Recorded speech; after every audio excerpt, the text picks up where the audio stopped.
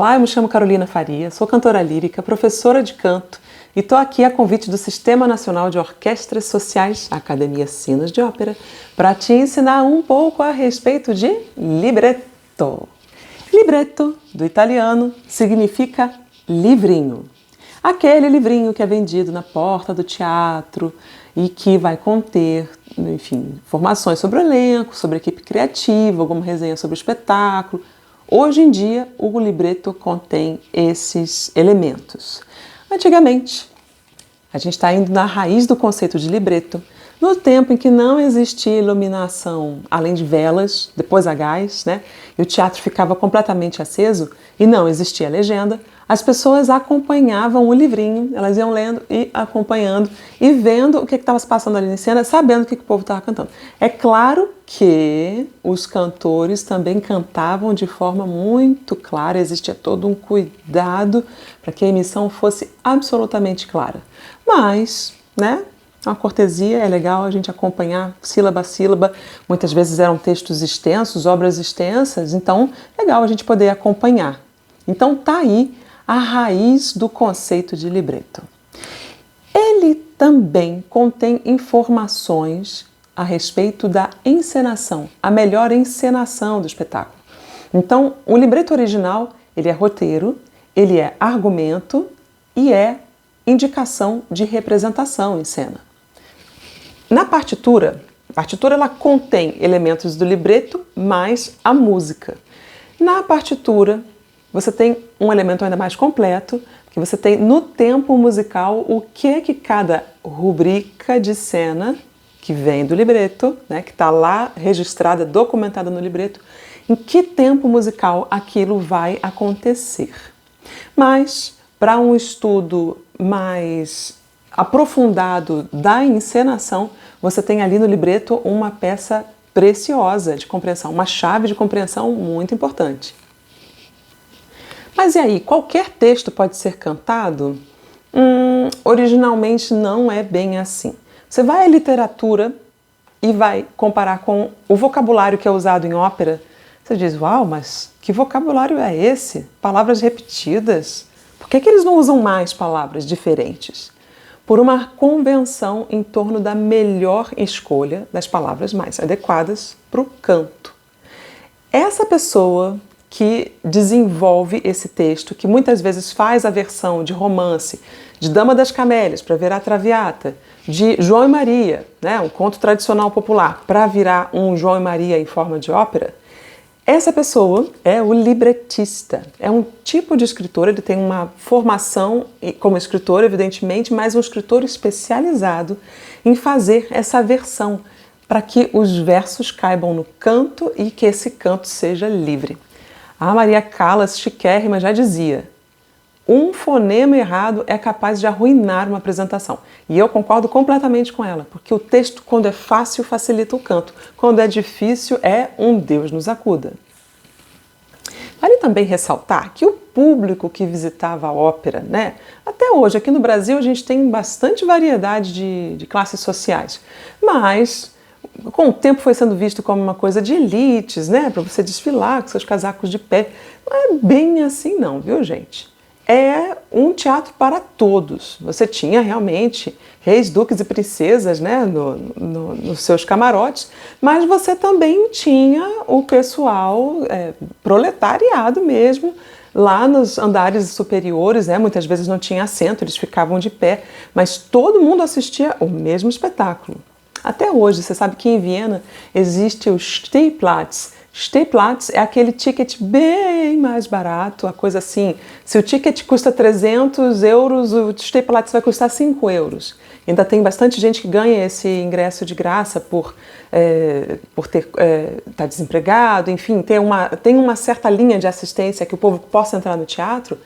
E esse Stehplatz é o mesmo espetáculo, todo mundo vai ver, Dita Gruberova lá cantando em Viena, todo mundo, o povo do casaco de pele e o povo, né, que fica lá de pé assistindo. Esse mesmo espetáculo para todos, ele precisa ser compreendido por todos em algum nível. Então, o libretto muitas vezes usa palavras repetidas e essas chaves de compreensão Porque, bom, você vê, é um espetáculo de gosto popular, então todo mundo tem que entender. É que nem a novela, né? Você assiste a novela, você assiste um capítulo da novela, você já mais ou menos entende ali quem é mocinho, quem é bandido, o que vai acontecer, quem é que vai casar com quem.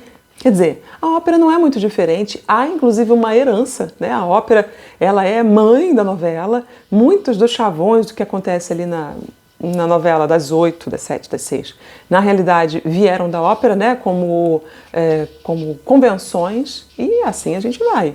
Quer dizer, então o libreto, ele tem que atender também a essa compreensão de todos, tá, gente? Porque vai ter muita gente lá no passado que não tinha condição de comprar o libreto. O Ricasso tinha condição, mas é a pessoa que não tinha condição, ela tinha que entender o texto igual. Então, o libretista era um cara assim fundamental para fazer com que todos usufruíssem do espetáculo, mais ou menos da mesma forma. Mas e aí? Libreto pode ser adaptado? Olha, você não vai trocar as palavras, mas você vai trocar a forma como o espetáculo será encenado. E aí a gente entra num assunto muito interessante, que é o assunto da sua própria criatividade e a sua própria leitura do espetáculo. Seja como artista que está em cena, cantando, enfim, atuando, seja você como diretor. Quando a gente olha para a ópera com aquelas roupas de época, a gente às vezes acha que aquilo ali está um pouco longe historicamente da gente. Então, fazer uma transposição para o tempo atual ou um tempo imaginário pode ser interessante, tanto como exercício de criatividade, de adaptação, mas também de enxergar que distância realmente nós conseguimos percorrer desde os tempos das 7 saias para agora. Será que a gente evoluiu essa coisa toda? Para a gente precisar colocar essas obras de arte em cena, para a gente precisar colocar essas óperas em cena, isso é um sinal de que nós precisamos delas, precisamos dessas histórias. Lembra lá, quando eu falei lá na defesa da ópera, de que as histórias contam a nossa vida, explicam a nossa vida e nos permitem adentrar a nossa própria vida mais equipados? Idem com os títulos de ópera. Então você, quando realiza uma adaptação, pensa nisso, que você está falando para o público de agora, você não está falando para o público de antes.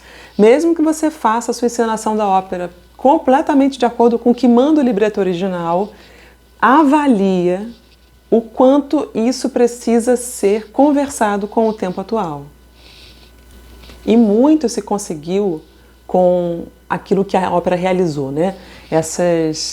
Esses libretos antigos, essas histórias, esses argumentos antigos, eles trazem muita reflexão e muita denúncia mesmo. Veja que o Giuseppe Verdi, ele conseguiu provocar, fomentar a reunificação italiana.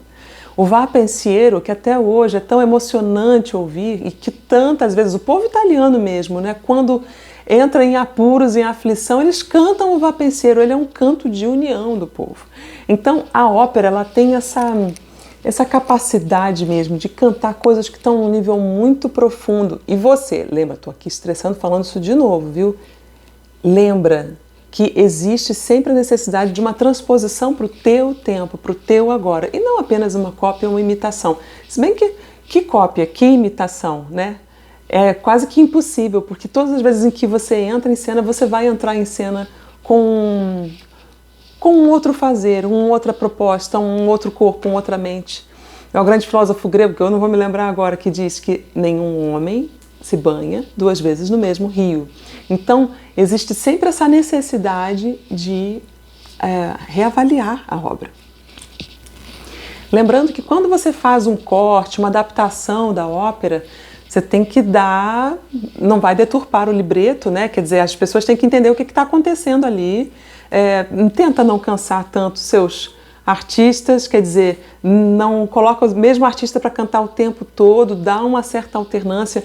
Olha, eu vou te falar, como cantora de ópera, a ópera completa é muito mais descansada do que cantar uma ópera encurtada, por essa razão. Porque às vezes se você faz o personagem principal, você não para de cantar, por causa da forma como foi adaptada.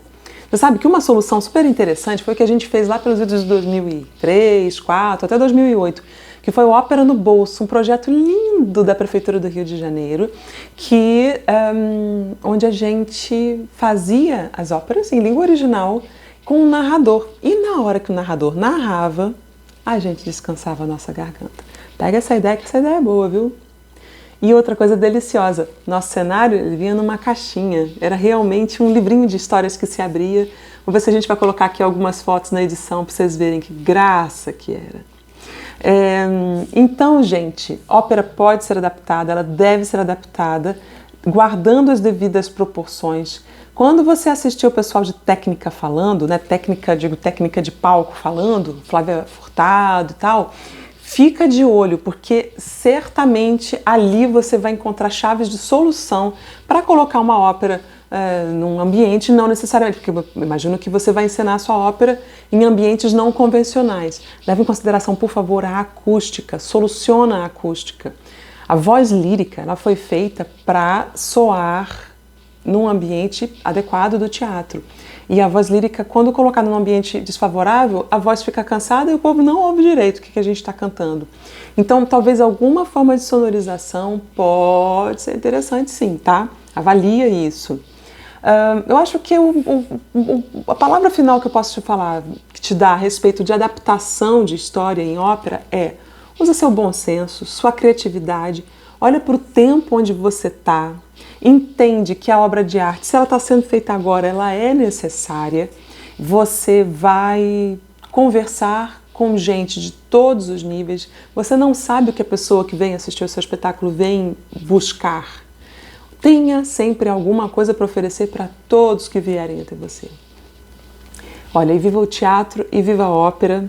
Estamos aqui, mais uma vez eu digo, se alguma coisa não ficou bem explicada, pode colocar nos comentários que eu com o maior prazer vou responder e continuar a conversa, ok? Um beijo enorme, eu me chamo Carolina Faria, pode me procurar pelas redes sociais também, estamos aí.